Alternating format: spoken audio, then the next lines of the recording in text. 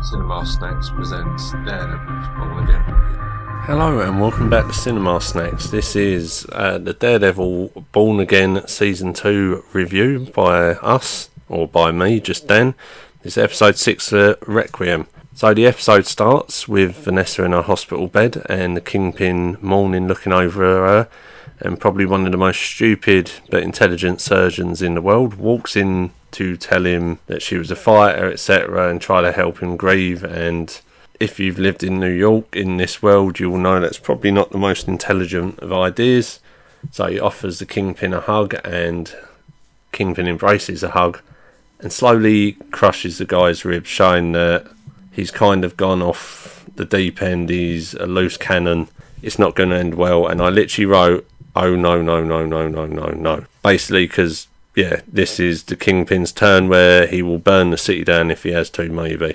We also see Mr. Charles going to where the weapons were, which have now disappeared. And we see the anti-vigilante task force unloading them, which I think is another thing. They should have just called this episode Escalation, or if not Escalation, they should have called it Breaking Point, because it's a recurring theme through the whole episode. But after our credits and seeing Mr. Charles visibly annoyed because he knows how this goes now and he's going to have to step in, we then see a house with a young girl and we see a task force turning up outside. They try to chuck something in, a little girl walks around with it, we see stuff getting smashed. She comes back in, takes it off the young girl, and we see it's Jessica Jones. And for people who don't know much about the comics, Jessica Jones and Luke Cage have a child in it, and I think this is heavily alluding to that fact. We then cut back to a comatose Bullseye and Karen wanting to kill him because of Foggy, amongst other things, but mostly because of Foggy.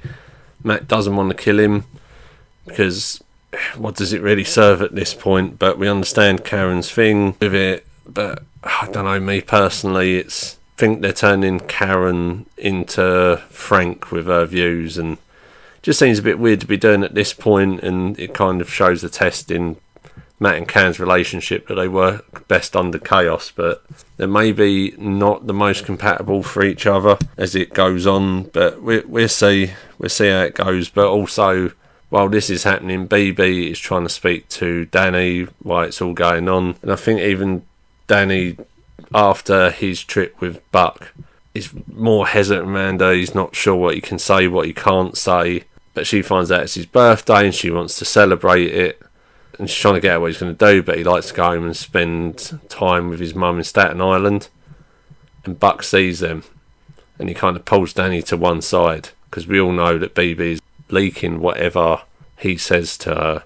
So he kind of says to him about he needs to test his sources because they know there's a rat in the camp. So he kind of invites her, and that's then set up into the next part of, like, will they, won't they? Like, are they friends? Does she actually like him? Doesn't she? We know he likes her, but he's becoming slightly more distrusting because the place he's built himself into is starting to show signs of crumbling. Mr. Charles calls the Kingpin.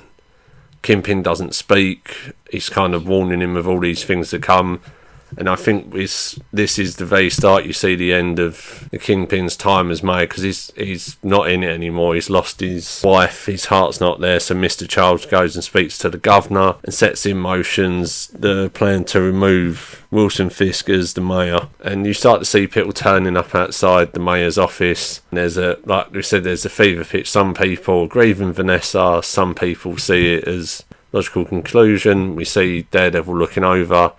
Jessica comes and talks to him, and this part almost feels like a backdoor pilot, because they speak. She says the AVTF have come to her and hunted her, and it's because Mr. Charles was trying to recruit heroes, but that didn't work, and he ends up recruiting the Kingpin. It seems like a big exposition dump. We find that Jessica's got issues with her power as well, where it's coming and going, and it did just seem like a bit of almost setting up maybe a backdoor pilot of when Jessica comes back into her own season.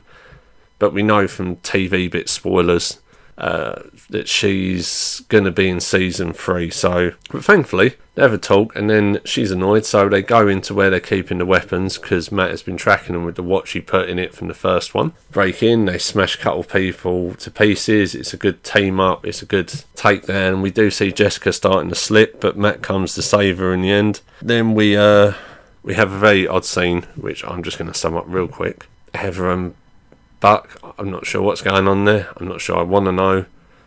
I'm not sure if it's supposed to be intimate, scary. It was a scene that happened where he tells her to put her hands around his neck. She gets all emotional and storms out. Like, I don't think no one knows what was happening there. I think I get what they were trying to imply. I'm not sure if that landed quite how they thought. We then see Daniel with BB at his mum's, and they're starting to have the meal, and he tells her something. He says that the Kingpin's going to retire. He's going to only do one election and stand down. He's done with it. And when BB gets there, you see her go upstairs to use the bathroom. Danny's still looking at a coat from a couple of episodes ago. Like, the time frame of this, I don't know if it was the night before, 2 nights before. They're a bit vague on it, so we're going to assume it's at least 24 hours past, and he's curious what's in the coat. She's thinking about leaking it. The way he speaks to his mum, saying about how it is, she goes into his room and sees a picture of his dad, and you find out his dad's passed away, and she decides not to publish the story that she was very tempted to do. We then have Karen, well, she basically kicks Bullseye's bed to bring him round, and she questions him, and he's almost goading her into shooting him, which is quite fun to see. So he's like, basically, you should do it. So she gets the gun, she aims it at his head after they're back and forth, and you're not sure if she's about to pull the trigger, but you see a billy club actually hit her hand.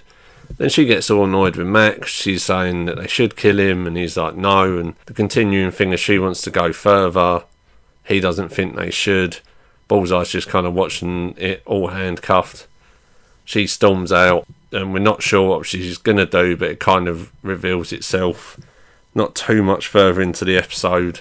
We then see Mr. Charles speaking to the governor, basically setting up the thing that they need to replace Wilson, because he can no longer be trusted and controlled. At the same time, this is why I said it's just escalation and powder keg this whole episode. Same time, BB decides not to do it. She's got on really well with Danny's mum. She gets a bag. There's a will they, won't they kiss. While this is going on, we see the anti-vigilante task force getting their weapons to protect there, and you see the main guy speak to Sanders, which is kind of key for what happens after this. And then his phone rings, and then he explodes at BB, asking what's on the card. Is it Daredevil? Is it this? Is it that? He basically says he knows she's been leaking. He wants to know what's happening. Like, he even says he's not even sure if he can protect her. And we see that the AVTF are starting to roll the public, and we see Karen in amongst the crowds. It's all kind of building to just Wilson staring at the picture that he first bought from Vanessa. Cue Matt to walk in. They then start talking. Matt's basically asking, how does it end? Like, does one kill the other? Do they both leave the city? Then Matt says, we both lost people. Foggy, he says Vanessa, and then we just get a very, very brutal fight. Like, it's not his usual, like, oh, he's going to leave him. Like, Kingpin hits Daredevil so hard at one point that he somehow bleeds through his suit onto the canvas. I know it's supposed to be blood, not the paint coming off his suit. But then Matt goes back and forth, and we see it getting worse and worse outside, and then it's projected onto the building at some point in this. All the people that Kingpin's secret police arrested, and they've locked away. And then we cut back, and it looks like Kingpin's got the upper hand after Matt's hit him, but then Daredevil comes back and does a kind of billy club off both the walls and gets his head in it, but then he lets him go. Then chaos ensues outside because they shoot Sanders. They then blame that on what people outside, but a couple of them in the task force see it and don't agree with it. Kind of ends, we're not sure what the outcome of Daredevil and the Kingpin's fight is. It's been bloody, it's been violent, but then kind of another moment you see that Karen going to check on Sanders, but then the AVTF say it's Karen Page, and that's where we left at the end of the episode. Like I said, it's kind of teasing that now Mayer's fixed time has come to an end, but what's going to happen to the town? Is the Kingpin going to lose? Is Matt going to lose? It depends how much picture you've seen. The spoilers, I think Jessica Jones is coming back, because I worked out after watching this episode, the image they've been teasing for the whole season isn't in this, so it's either not in it at all, or she's going to help lead what I assume is going to be a street level rebellion. But we've still got 2 more episodes, so it puts it in a really weird place for this. My thoughts, I think it's one knock I'll give this season. I think this is an episode too early. It would have been best one before the end. I don't know how. I could be completely wrong. I don't know how big they're planning the setup to be at the end. But yeah, Requiem I think was maybe the wrong title. It's Powder Keg I think would have been a better name for it. But yeah, that's my thoughts. I'm looking forward to the home stretch. Thank you to anyone who's listened to this, because this was kind of an idea that I didn't plan through too well, but I'm quite enjoying doing it. It's nice putting my thoughts out there for people to listen. We are on social media. We're on Instagram. We are on TikTok. If you just search for Cinema Snacks or Cinema Snacks Pod, we are on all good podcasts. We are also now on YouTube. After months, I finally figured out a way of how to actually upload onto there. So if you're listening to us there, thank you. If you've heard listening to your podcasts on the go, we're on all the other podcasts. I've been Dan. 2 more episodes to go. Let's see how this ends up. If anyone does want, I might do an in-between one, or I might say at the end of the next one how I see the season ending. But thanks for listening.